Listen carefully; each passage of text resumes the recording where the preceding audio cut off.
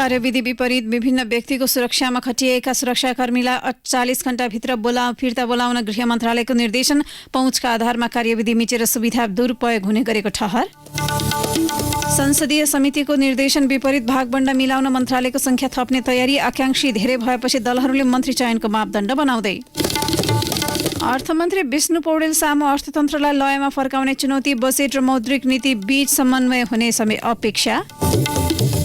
भारतमा पहिलोपटक कोरोना विरुद्ध नाकबाट दिइने खोप इन्कोभ्याकको प्रयोग। जनवरी अन्तिम सातादेखि बिक्री वितरण गर्न समेत स्वीकृति। र घरेलु लिग समयमा नहुँदा फुटबलसँग जोडिएकालाई दीर्घकालीन असर पार्ने खेलाडीको भनाई। एन्फाको समन्वय अभाव नै लिग सर्नुको मुख्य कारण। नमस्कार, कान्तिपुर डायरीका साथमा साथी तुलसी र म दिवा। अब समाचार विस्तारमा। गृह मन्त्रालयले कार्यविधि विपरीत विभिन्न व्यक्तिको सुरक्षामा खटिएका सुरक्षाकर्मीलाई 48 घण्टाभित्र फिर्ता बोलाउन नेपाल प्रहरी र सशस्त्र प्रहरी बललाई निर्देशन दिएको छ। नवनियुक्त उपप्रधान तथा गृहमन्त्री रवि लामिछानेको निर्देशनपछि गृहले हिजो दुवै सुरक्षा निकायलाई सुरक्षा कार्यविधि विपरीत खटिँदै आएका जनशक्तिलाई फिर्ता बोलाउन भनेको हो। विशिष्ट व्यक्तिहरूको सुरक्षा व्यवस्थापन कार्यविधि 2077 अनुसार बहालवाला तथा पूर्व निश्चित पदाधिकारीहरूलाई मात्रै सेना, प्रहरी र सशस्त्रका अङ्गरक्षक, सवारी, इन्धन सहितको सुविधा तोकिएको छ। तर सत्ता र शक्ति रहेकाले पहुँचका आधारमा कार्यविधि मिचेर यस्तो सुविधा दुरुपयोग गर्दै आएका छन्। प्रहरी र सशस्त्रका सुरक्षाकर्मी दुरुपयोग गर्ने गृह मन्त्रालयका कर्मचारी पनि संलग्न रहेका छन्। गृहका कर्मचारीले कार्यविधिले निश्चित गरेको मापदण्ड विपरीत अङ्गरक्षक र चालक लिने गरेका छन्। गृह मन्त्रालयका प्रवक्ता फणीन्द्रमणि पोखरेलले जारी गरेको विज्ञप्तिमा कार्यविधिलाई पालना गर्न सहयोग गरिदिन अनुरोध गरिएको छ। मन्त्रालयले कार्यविधिमा व्यवस्था गरिएको भन्दा विपरीत सेवा सुविधा लगायत व्यक्तिगत सुरक्षाकर्मी सहयोगी राखेको भए 48 घण्टाभित्र फिर्ता गर्न मातहत सुरक्षा निकायलाई निर्देशन दिएको छ।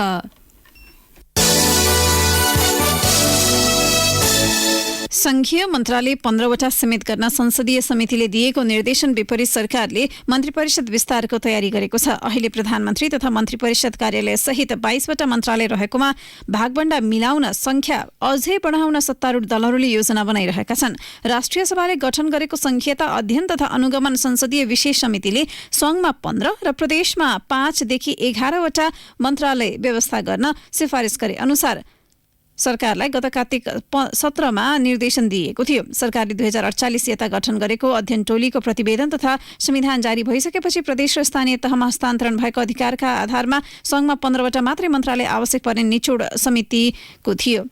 संविधानको धारा 76मा मन्त्री परिषदमा राज्यमन्त्री सहित बढीमा 25 जना हुन पाउने उल्लेख छ। प्रधानमन्त्रीमा पुष्पकमल दाहाललाई 7 दल र 3 स्वतन्त्र सांसदले समर्थन गरेका छन्।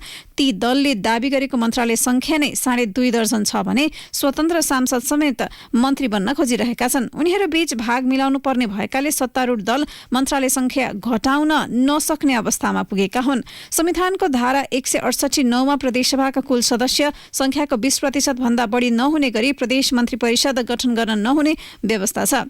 अहिले प्रदेशमा 14वटा मन्त्रालय छन्। प्रदेशमा निर्वाचनपछि नयाँ सरकार गठन हुन बाँकी नै रहेकाले मन्त्रालय संख्या के कति बनाउने विषयमा दलहरू प्रवेश गरिसकेका छैनन्। मन्त्रालय कटौतीले कर्मचारीको समेत संख्या घट्न गई सार्वजनिक खर्च कम हुने र संकलित राजस्व विकास निर्माणमा समेत खर्च गर्न सकिने समितिले जनाएको छ। समितिले मन्त्रालय कटौती आउँदो असारभित्र गर्नुपर्ने भनेर समय सीमा समेत सिफारिस गरेको छ। आर्थिक र जनशक्तिको अतिरिक्त बोझ कम गरी मन्त्रालयको कामलाई चुस्त बनाउन उनीहरूले दिएको सुझाव कार्यान्वयन नगरी मन्त्रालय फुटाएर भागबण्डा मिलाउने तयारीमा सरकार लागेको छ। प्रशासन सुधार गर्न अध्ययनको नेतृत्व गरेका प्रशासनविद काशीराज दाहालले भन्नुभयो, मन्त्रालयको संख्या थप गर्ने बित्तिकै प्रशासनिक खर्च बढ्छ। आर्थिक विकासका निम्ति पनि मन्त्रालय घटाउन आवश्यक छ। तर दलहरूले कठोर निर्णय गरे मात्रै संख्या घट्न सक्ने देखिन्छ। सरकार गठनमा धेरै दल सहभागी भएकाले भाग मिलाउनु पर्ने होला। सरकारमा जान धेरैले आकांक्षा देखाएपछि सत्तारूढ दलहरूले मन्त्री चयनको मापदण्ड बनाउने भएका छन्। विगतमा अवसर नपाएका युवा र सकेसम्म प्रत्यक्ष निर्वाचितलाई मन्त्री बनाउने गरी मापदण्ड तयार गर्ने दलहरूको योजना बनाएका छन्। 7 दल र 3 स्वतन्त्र सांसदको समर्थन पाएका प्रधानमन्त्री पुष्पकमल दाहालको नेतृत्वमा अहिले 8 सदस्यीय मन्त्री परिषद छ। पहिलो चरणमा एमाले, माओवादी र राष्ट्रिय स्वतन्त्र पार्टीले 1-1 उपप्रधानमन्त्री लिएका छन्। मन्त्री मध्ये 3 एमालेका र 1 जनमत पार्टीका छन्। पुस मसान्तभित्र मन्त्री परिषदलाई पूर्णता दिने प्रधानमन्त्री दाहालको तयारी रहेको एक नेताले बताए। दाहाल निकट स्रोतले भन्यो तुरुन्तै मन्त्री परिषद विस्तार हुँदैन। संसदमा विश्वासको मत लिएपछि मन्त्री परिषदले पूर्णता पाउँछ। मन्त्रीका लागि विभिन्न दलबाट प्रतिनिधि सभामा प्रत्यक्ष निर्वाचित समानुपातिक र राष्ट्रिय सभा सदस्य दावेदार छन्। स्वतन्त्र 3 सांसद पनि मन्त्रीका आकांक्षी हुन्। प्रधानमन्त्रीमा दाहाललाई समर्थन गरेका जसपा, राप्रपा र नागरिक उन्मुक्ति पार्टीले सरकारमा जाने निर्णय गरिसकेका छैनन्। त्यसैले ती दलभित्र मन्त्री बन्ने दौडधुप कम छ। जसपाले संसदीय दल नेता चयनपछि सरकारमा सहभागी हुने जनाएको छ। साझा न्यूनतम कार्यक्रम हेरेर निर्णय गर्ने राप्रपाको तयारी छ। नागरिक उन्मुक्ति पार्टीले रेशम चौधरी, रिहा लगायतका माग पूरा भएपछि सरकारमा जाने शर्त गरेको छ।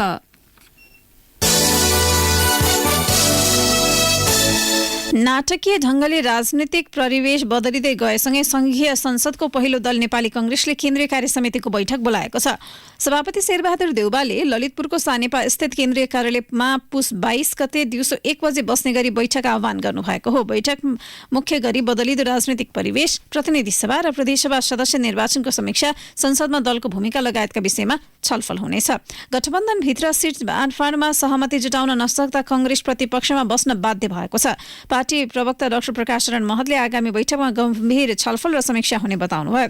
बैठकमा पार्टीसँग रहेका अन्य दल एकीकृत समाजवादी, राष्ट्रिय जनमोर्चा र लोकतान्त्रिक समाजवादी लोसपासँगको सहकार्य कस्तो रहने भन्ने विषयमा पनि छलफल हुने प्रवक्ता डाक्टर महतले जानकारी दिनुभयो। बैठकमा सातै प्रदेशको सरकार गठनका विषयमा पार्टीको भूमिकाको विषयमा पनि छलफल हुनेछ। पार्टीले पार्टी सुदृढीकरणको विशेष रणनीति सहितको कार्ययोजनाको अभियान समेत अघि बढ्ने गरी निर्णय गर्ने नेताहरूको भनाइ छ।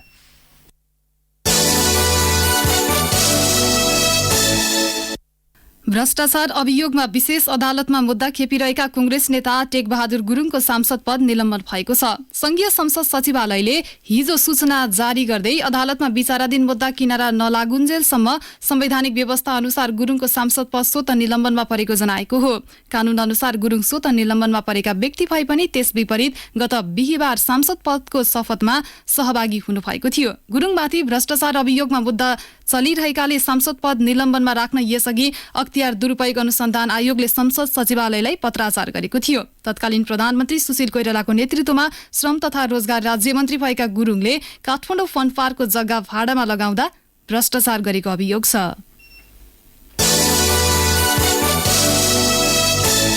विदेश मामिलामा पछिल्ला दशकमा दोहोरिरहने वाक्य हुन् नेपालले छिमेकी भारत र चीनसँग विश्वासको वातावरण बनाएर सुमधुर सम्बन्ध कायम राख्नुपर्छ।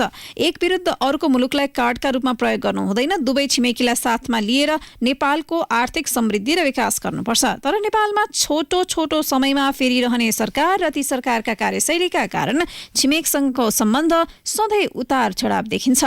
कुनै सरकार उत्तरसँग बढी झुकाव राखे जस्तो त कुनैले दक्षिणतिर ढल्के जस्तो देखाउँछन् भने कुनै बेला दुवै छिमेकीसँग सौहार्द सम्बन्धको अभाव खड्किएको पाइन्छ।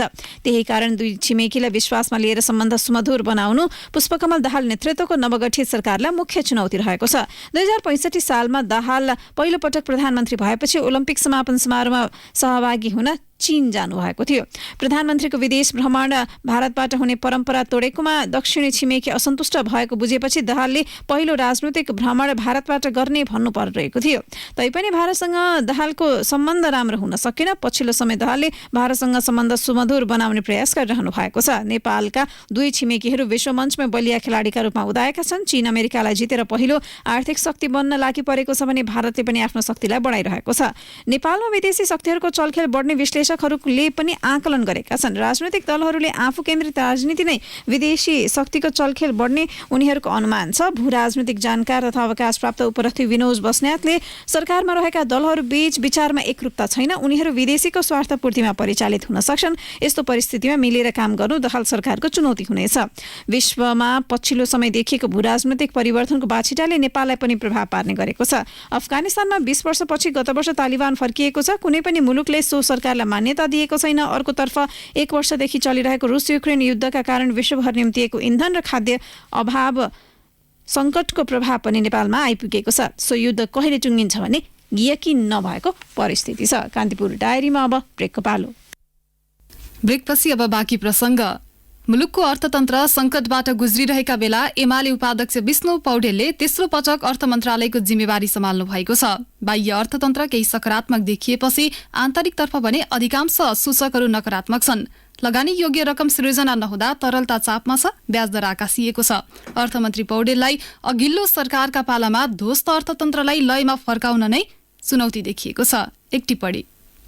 मुलुकको ढुकुटीको अवस्था दर्शाउने आर्थिक सूचकहरू प्राय सबै नकारात्मक छन्। कतिसम्म भने कर राजस्वले यतिखेर सरकारी कर्मचारीलाई तलब खुवाउनै मुस्किल छ। सरकारले चालुतर्फ 3 खर्ब 72 अर्ब रुपियाँ खर्च गरेको छ, जबकि राजस्व भने अहिलेसम्म जम्मा 3 खर्ब 31 अर्ब रुपियाँ मात्रै उठेको छ। यस अर्थमा राजस्व सङ्कलन भन्दा चालु खर्च नै 41 अर्ब रुपियाँले बढी देखिएको छ। अर्थतन्त्रको बाह्य चापलाई न्यूनीकरण गर्न सरकारले चालेको कदमले राजस्वमा गम्भीर चाप परेको छ। संयोग नै भनौं, माओवादी केन्द्रका अध्यक्ष पुष्पकमल दाहाल प्रधानमन्त्रीका रूपमा तेस्रो र एमाले उपाध्यक्ष विष्णु पौडेल अर्थमन्त्रीका रूपमा तेस्रो कार्यकालका लागि नै सिंहदरबार प्रवेश गरेका छन्। अर्थतन्त्रले गति नलिए पनि आफ्नो लय नछाडेका कारण अर्थमन्त्रीका रूपमा पौडेलको अघिल्लो कार्यकाल तुलनात्मक रूपमा सन्तोषजनकमै गनिएको थियो। तर अहिले परिस्थिति फरक छ। पुँजीगत खर्च हुन नसक्दा लगानी योग्य रकम तरलतामा चाप परेको छ। विकास निर्माणका लागि सरकारले गर्ने पुँजीगत खर्च चालु आर्थिक वर्षको करिब 5.5 महिनामा मुस्किलले 10% मा सीमित छ। पुँजीगत खर्चको गति कछुवा हुँदा तरलतामा चाप बढेको हो। यो बीचमा बैंक तथा वित्तीय संस्थाको ब्याज दर आकाशिएको छ। यसको चपेटामा सबैभन्दा बढी निश्चित आय देखाएर ऋण लिएका साना तथा मध्यम वर्गीय परिवार परेका छन्। बजेट निर्माणका क्रममा अनधिकृत व्यक्तिलाई सामेल करको दर हेरफेर गरेको, निश्चित व्यापारिक घरानालाई धितोपत्र ब्रोकर, स्टक एक्सचेन्ज, बीमाको लाइसेन्स वितरण गरेर पोलिसी ह्याक गरेको भन्दै निवर्तमान अर्थमन्त्री जनार्दन शर्माको चौतर्फी आलोचना भएको थियो। नवनियुक्त अर्थमन्त्री विष्णु पौडेलले कार्यभार सम्हाले लगत्तै गुप्त कोठाबाट अब कुनै पनि निर्णय नहुने प्रतिबद्धता जनाएका छन्। अर्थ मन्त्रालय मातहतका सबै निकायलाई डिजिटलाइज गर्ने उनको योजना छ। नेतृत्वमा बसेर नीतिगत भ्रष्टाचार गर्ने परिपाटीका कारण अर्थतन्त्र भद्रगोल हुन पुगेको कतिपयको टिप्पणी छ। प्रशासनिक र संरचनागत जडका कारण पनि अर्थतन्त्रले अपेक्षित गति समाउन नसकेको अर्थविदहरू तर्क गर्छन्। यसअघि सार्वजनिक खर्च पुनरावलोकन आयोगले सरकारी निकायमा वार्षिक 3 अर्ब रुपियाँ अनियमित तवरले खर्च हुने गरेको एक प्रतिवेदन दिएको थियो। सो प्रतिवेदन अझै कार्यान्वयन भएको छैन। अर्थतन्त्रलाई ट्र्याकमा ल्याउने हो भने ठोस रूपमा संरचनागत सुधार, पुँजीगत खर्चमा वृद्धि र उत्पादनमा जोड दिन आवश्यक छ। त्यसतर्फ अर्थमन्त्रीले कस्तो कदम चाल्छन् र अर्थतन्त्रलाई गति दिन्छन् भन्ने चासो सर्वत्र छ। पछिल्लो समय अर्थतन्त्रमा समस्या आउनुको कारण अर्थ मन्त्रालय र राष्ट्र ब्याङ्क बीच प्रभावकारी समन्वय हुन नसक्नुलाई पनि मुख्य कारण मानिएको छ। निवर्तमान अर्थमन्त्री शर्मा र गभर्नर महाप्रसाद अधिकारी बीचको तिक्तता सतहमै छताछुल्ल भएको थियो। यद्यपि राष्ट्र ब्याङ्कसँगको समन्वय अभाव नयाँ अर्थमन्त्री पौडेलले झेल्नु पर्ने छैन, किनकि गभर्नर अधिकारीलाई तत्कालीन एमाले सरकारले नै नियुक्त गरेको थियो। सम्पत्ति शुद्धिकरण सम्बन्धी निगरानी गर्ने एसिया प्रशान्त समूह APG र फाइनेन्सियल एक्सन टास्क फोर्सले भर्खरै नेपालको अवस्थाबारे अध्ययन गरेर फर्किएको छ। उसले भ्रष्टाचार सम्बन्धी मुद्दामा राज्यको उदासीनताबारे शीर्ष नेता एवं उच्च पदस्थ व्यक्तिहरूसँग चासो र चिन्ता प्रकट गरेको छ। यो विषय पनि अर्थमन्त्री पौडेलका लागि चुनौती बन्ने आकलन गरिएको छ। समग्रमा मुलुक आर्थिक रूपले गम्भीर संकटबाट गुज्रिरहेको छ। अर्थतन्त्रको आम चुनौतीका बीचमा अर्थमन्त्रीमा तेस्रो पटक बाजी मारेका पौडेलले मुलुकको ढुकुटीलाई कति बलियो बनाउँछन् र मुलुकको अर्थतन्त्रमा तराण भर्छन् हेर्न चाहिँ बाँकी छ। रेडियो कान्तिपुरका लागि अनिल परियार। निर्वाचन आयोगले राष्ट्रपति र उपराष्ट्रपति निर्वाचनको तयारी सुरु गरेको छ। राष्ट्रपति तथा उपराष्ट्रपतिको निर्वाचन सम्बन्धी ऐन 2074 बमोजिम राष्ट्रपतिको पदावधि सकिनुभन्दा कम्तीमा 1 महिना अघि निर्वाचन हुने गरी निर्वाचनको मिति तोक्नुपर्ने भएकाले आन्तरिक छलफल सुरु भएको आयोगका सहप्रवक्ता सूर्य प्रसाद अर्यालले बताउनुभयो। अब राष्ट्रपति तथा उपराष्ट्रपतिको निर्वाचनको लागि चाहिँ आयोगले नै मिति तोक्न सक्ने व्यवस्था कानुनले गरेका छ र सो सम्बन्धमा चाहिँ नेपाल सरकारलाई जानकारी गराउने र अब कानुनले पदावधि सकिनुभन्दा 1 महिना पहिले नै यो कार्य सम्पन्न गर्नुपर्ने गरी चाहिँ आयोगले गर्नुपर्ने व्यवस्था गरेको अनुसार त्यही अनुसार चाहिँ व्यवस्थापन गर्दछ। संविधानको धारा 63 मा राष्ट्रपति र उपराष्ट्रपतिको कार्यकाल निर्वाचित भएको मितिले 5 वर्ष तोकिएको छ। संविधानको धारा 70 बमोजिम राष्ट्रपति र उपराष्ट्रपतिमा फरक लिङ्ग वा समुदायबाट प्रतिनिधित्व हुनुपर्ने दुवै पदको एकैपटक नभई फरक फरक मितिमा निर्वाचन हुने सोबारे जानकारी गराउँदै आयोगका सहप्रवक्ता अर्यालले भन्नुभयो। राष्ट्रपति र उपराष्ट्रपतिको निर्वाचन यो हाम्रो व्यवस्था अनुसार एकैपटक गर्न नसकिने जस्तो देखिन्छ, किनकि राष्ट्रपति र उपराष्ट्रपतिको निर्वाचन हुँदाखेरिमा फरक लिङ्ग र फरक समुदायको हुनुपर्छ। अब यो फरक पार्नको लागि चाहिँ पहिलो निर्वाचन सामान्यतः राष्ट्रपतिको निर्वाचन हुने गर्छ। अब राष्ट्रपतिको निर्वाचनमा पुरुष राष्ट्रपति अथवा एउटा समुदायको चाहिँ आउनु हो भने अर्को लिङ्ग अथवा अर्को समुदायको चाहिँ उपराष्ट्रपति पार्नुपर्ने भएको कारणले गर्दाखेरिमा यो दुईटा एउटाको निर्वाचन सम्पन्न भएपछि अर्को हुन्छ। नेकपा एकीकृत समाजवादीका अध्यक्ष माधव कुमार नेपालले गठबन्धनबाट साथ र घात दुवै पाएको बताउनु भएको छ। सुदूरपश्चिमबाट प्रतिनिधि सभा र प्रदेश सभामा निर्वाचित सांसदहरूको स्वागतमा आयोजित कार्यक्रममा अध्यक्ष नेपालले कांग्रेस र माओवादीको सहयोगबाट निर्वाचनमा कतिपय सिट जितेकोले साथ र घात दुवै पाएको स्पष्ट पार्नुभयो। गठबन्धनमा पार्टीको शक्तिलाई अपमान गरिएको बताउँदै अध्यक्ष नेपालले कांग्रेस र माओवादीबाट आफूहरू पीडित हुनु परेको गुनासो गर्नुभयो। सबै अनुभवको निचोड निकाल्ने हो भने कांग्रेसले पनि हामीलाई हेप्यो, माओवादीले पनि हामीलाई हेप्यो। हाम्रो शक्तिलाई अन्डरमाइन गर्यो, व्यवस्था गर्यो। तर अर्कोतर्फ फेरि कांग्रेसले पनि सहयोग गर्यो, माओवादीले पनि सहयोग गर्यो। अनि भन्नुलाई कस्तो उल्टो विपरीत कुरा भन्नुहुन्छ। यो विपरीत बीचको एकता न हो, दुईटै सत्य हो। किनभने केही साथ पनि पाइएको हो, घात पनि भोग्नु परेको हो। कांग्रेस सभापति शेरबहादुर देउवाले एमाले अध्यक्ष केपी शर्मा ओलीको चाल बुझ्न नसक्दा गठबन्धन भताभुङ्ग भएको अध्यक्ष नेपालको भनाइ थियो। कान्तिपुर डायरीमा अब ब्रेकको पालो। ब्रेकपछि कान्तिपुर डायरीमा अब आर्थिक प्रसङ्ग। सरकारको ध्यान अर्थतन्त्रको सुधारमै केन्द्रित रहने प्रधानमन्त्री पुष्पकमल दाहालले बताउनु भएको छ। नवगठित सरकारको प्राथमिकता अर्थतन्त्रको सुधार नै रहेकाले त्यसमा आश्वस्त हुन उहाँले सबैलाई आग्रह गर्नुभयो। नेपाल उद्योग वाणिज्य महासंघ FNCCI र उद्योग वाणिज्य परिसंघ CNI का पदाधिकारीसँग हिजो भएको छुट्टा छुट्टै भेटवार्तामा प्रधानमन्त्री दाहालले सरकारको मुख्य ध्यान अर्थतन्त्र सुधार्नमै रहेको बताउनुभयो। उहाँले भन्नुभयो यसका लागि सरकारले निजी क्षेत्रसँग सहकार्य गर्नेछ। प्रधानमन्त्री दाहालले निजी क्षेत्रका तर्फबाट यसअघि भएको सुझाव अध्ययन पनि गरिरहेको र यस विषयमा अर्थ मन्त्रालय, राष्ट्र बैंक र निजी क्षेत्रलाई पनि राखेर छिट्टै समस्या समाधानमा पहल गर्ने प्रतिबद्धता व्यक्त गरेको महासंघ र परिसंघले जारी गरेको विज्ञप्तिमा उल्लेख छ। अब अन्तर्राष्ट्रिय प्रसङ्ग। भारतमा पहिलो पटक कोरोना विरुद्धको इन्ट्रानसल अर्थात् नाकबाट दिइने खोप इन्कोभ्याकको प्रयोग तथा बिक्री वितरण गर्न स्वीकृति दिएको छ। भारत बायोटेकले उत्पादन गरेको सो खोप जनवरीको चौथो सातादेखि 18 वर्षभन्दा माथिका व्यक्तिले लिन सक्नेछन्। यसको मूल्य भारत सरकार र राज्य सरकारहरूका लागि 325 रुपैयाँ राखिएको छ। निजी अस्पताल र औषधि पसलहरूमा भने खोपको मूल्य 800 रुपैयाँ राखिएको छ। कोभ्याक्सिनको डोज लिएका मानिसहरूले पनि सो खोपको डोज लिन सक्ने बताइएको छ। भारत बायोटेकले सो खोपको 14 विभिन्न ट्रायल साइटमा 3100 जनामा परीक्षण गरिसकेपछि सरकारले खोप प्रयोग तथा बिक्रीका लागि अनुमति दिएको हो। कम्पनीले भारत बायोटेक र युनिभर्सिटी अफ वासिङटनसँगको साझेदारीमा सो खोप विकास गरिएको जनाएको छ।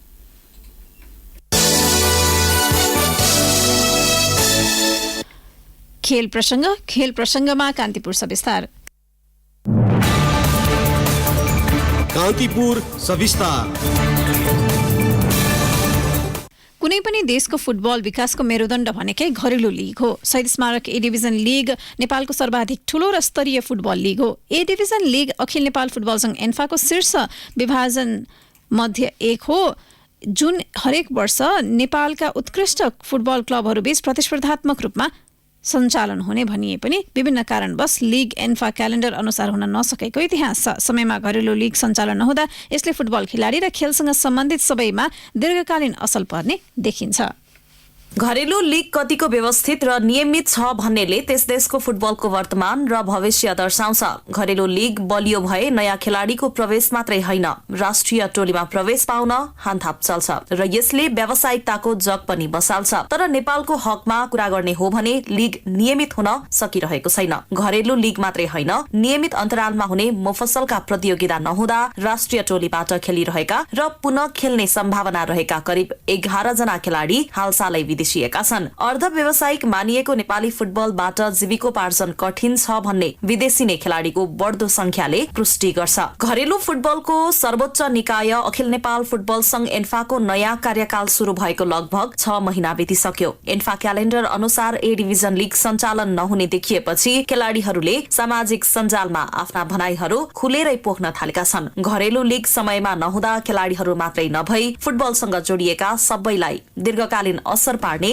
राष्ट्रिय टिमका खेलाडी सुजल श्रेष्ठ बताउँछन्। 6 महिना मात्र कन्ट्र्याक्ट हुन्छ, त्यो पनि लीग सर्छ हैन, त्यो लीग अनुसारले साइन गरेको हुन्छ, त्यो हुनाले सर्दाखेरि चाहिँ संकट आउँछ। फुटबललाई भनेर यहाँ अहिलेसम्म हिँडिरहेको तर बढी नभएपछि आफ्नो फ्यामिली पाल्नु पर्यो, कुन स्थितिमा हुन्छ सबैको राम्रो हुँदैन हैन। अब बाध्यताले गर्दा चाहिँ गएको हो हैन, उनीहरूलाई पनि जाने मन चाहिँ अवश्य पनि होइन। फुटबलको लीगको कुरा गर्दा 2046 साल अघि र त्यसपछिको काल भनेर विभाजन गर्ने गरेको पाइन्छ। 2046 पछिको लीग आधुनिक लीगका रूपमा परिभाषित हुँदै गएको छ। 2046 अघिका लीगका आधिकारिक तथ्याङ्क भेट्न मुस्किल छ। त्यसो त 2046 साल पछिका लीगले पनि निरन्तरता पाएनन्। लीग नभएको अवस्थामा पनि मफसलका प्रतियोगिता हुने गर्दथे र राष्ट्रिय टोलीमा खेलाडी छान्नका लागि समस्या थिएन। तर अहिले न मफसल लीग हुने गर्छ न घरेलु। नयाँ प्रयोगका रूपमा आएको नेपाल सुपर लीग एनएसएल पनि अघि बढेको छैन। एन्फाले ए डिभिजन लीगको मुखैमा आएर छलफललाई तीव्रता दिएको विभिन्न क्लबहरूको आरोप छ। क्लबहरूले दशैं अघिबाटै लीगको तयारी थाले पनि एन्फाको समन्वय अभाव नै लीग सर्नुको मुख्य कारण भएको बताउँछन् मच्छिन्द्र फुटबल क्लबका उपाध्यक्ष अनिल श्रेष्ठ। गत साल लीग खेलेको नि हाम्रो तयारी खर्चहरू केही पैसा दिएको छैन, पुरस्कार पैसा मात्र दिएछ। लीग कसरी खेलाउने उहाँहरू नै प्रिपेयर भएको छैन जस्तो लाग्छ कि मलाई। तयारीको लागि बजेट त्यो पनि दिएको छैन, पुरस्कार राशि हो भने कति फिक्स भएको छैन, कसरी खेलाउँछन् होइन तयार भएको छैन जस्तो लाग्यो क्या। डबल लीग भन्छ, कसरी खेलाउने हो, जम्मै खेलाडीहरूलाई एग्रिमेन्ट नै गरिसक्यो हामीले, एडभान्स पैसा दिइसक्यो। 35-40 लाख रुपियाँ डुब्ने भयो लीग नभयो भने। एन्फाले गत कार्तिकमा ए डिभिजन लीगका सहभागी क्लबहरूसँग छलफल गरी तयारी खर्च बापत गत वर्षको भन्दा 10 लाख रुपैयाँ बढाउने सहमति गरेको थियो। गत वर्ष सहभागी ए डिभिजन क्लबले 22,50,000 रुपैयाँ तयारी खर्च पाएका थिए। गत असार 6 गते निर्वाचित एन्फाको कार्य समितिको दोस्रो बैठकले ए डिभिजन लीग यही पौष 8 गतेदेखि चैत्र 4 गतेसम्म सञ्चालन गर्ने तय गरेको थियो। पूर्व निर्धारित मितिमा हुन नसकेपछि यही पौष 26बाट लीग शुरू गर्ने भनिए पनि फेरि अन्यल देखिएपछि एन्फाको चौतर्फी आलोचना भएको छ। ए डिभिजन लीगका सहभागी क्लबहरूसँगको आर्थिक पाटोका कारण लीग सरेको नभई विदेशी खेलाडीको श्रम स्वीकृतिका विषयमा ढिलाइ भएका कारण पूर्व निर्धारित मितिमा केही फेरबदल आउने बताउँछन् एन्फा प्रवक्ता सुरेश शाह। विदेशी खेलाडीको टाइम अथवा श्रम स्वीकृतिको लगायत अन्य विषयहरूमा केही समय लाग्नुपर्ने कारणहरू देखियो र क्लबहरूको केही जिज्ञासाहरूमा त्यो समय लाग्नुपर्ने भएको कारणले क्लब र हामीले बसेर सल्लाह गरेको छौँ। नयाँ खेल तयारी गर्नलाई हामीले यही 14 गते बैठक बोलाएको छौँ। एन्फाले पैसा दिन सक्दैन अथवा त्यो लिग गर्न आएन भन्ने कुरा यो एकदम गलत हो। एन्फा लिग गर्न एकदम तयारी छ। एन्फाले आफैले दिएको समय सीमाभित्र ए डिभिजन लिग सुरु नहुने देखिएको छ। एन्फा र क्लबहरू बीचको विवादका कारण फुटबल खेल र खेलाडीमा दीर्घकालीन असर पार्न सक्ने विश्लेषकहरूको बुझाइ छ। ए डिभिजनमा खेल्ने अधिकांश खेलाडी कि पलायन भएका छन् कि फुटबल खेल्नै छाडिसकेको अवस्था छ। खेलाडी पलायन हुँदा एन्फा र क्लब मात्रै नभई नेपाली फुटबल नै धरापमा पर्ने अवस्था छ। कतिपय क्लबका आफ्नै समस्या होलान् तर एन्फाले अभिभावकत्व बोध गर्न सक्नुपर्छ। फुटबल विश्लेषक हिमेश रत्न बज्राचार्य भन्छन् क्लबका के समस्या होला, क्लबले के बदमाशी पनि गरेका हुन् तर क्लब सम्हाल्न आफैमा गाह्रो छ। म चाहिँ क्लबको एंगलबाट हेर्दा चाहिँ सबै दोष चाहिँ एन्फाको देख्छु, किनभने एन्फा त सबभन्दा मूल गार्जियन संस्था हो नि त, यसले नै नगरे कसले गर्ने। क्लबलाई सञ्चालन गर्न नै गाह्रो भएको अवस्थामा सहयोग गर्ने त एन्फा नै भन्नु। त्यो विवादले असर पर्ने भनेको नै खेलाडीलाई हो। नेपाली फुटबल शून्यको अवस्थामा झरेको छ। गोल गतिविधि नभएको लगभग 1 वर्ष भइसक्यो। अहिले लास्ट टाइम फुटबल भयो भने हामीसँग याद पनि छैन। यस वर्षको लिग सुरु भइसक्नु पर्ने हो तर एन्फा र क्लब बीचको विवादका कारण समयमै लिग नहुने देखिन्छ। त्यसैले त राष्ट्रिय टिमका खेलाडीहरू समेत खुलेरै एन्फाको विरोधमा उत्रेका छन्। उता ए डिभिजन लिगमा सहभागी क्लबहरूले पनि लिग सञ्चालनका लागि एन्फालाई दबाब दिन थालिसके। लिग पूर्व निर्धारित मितिमा सुरु नभएको यो नै पहिलो पटक भने होइन। यसअघिको संस्करण पनि एन्फाले 2 पटक सारेको थियो। अघिल्लो संस्करण असोज 3बाट सरेर कार्तिक 29 र कार्तिक 29बाट सरेर मंसिर 3मा पुर्याइएको थियो। रेडियो कान्तिपुरका लागि पूजनी श्रेष्ठ। कान्तिपुर सविस्तार। अवस्था यसका साथै कान्तिपुर डायरीको बुलेटिन यही सकिन्छ। साथी तुलसी र म दिवा बिदा माग्छौं। नमस्कार।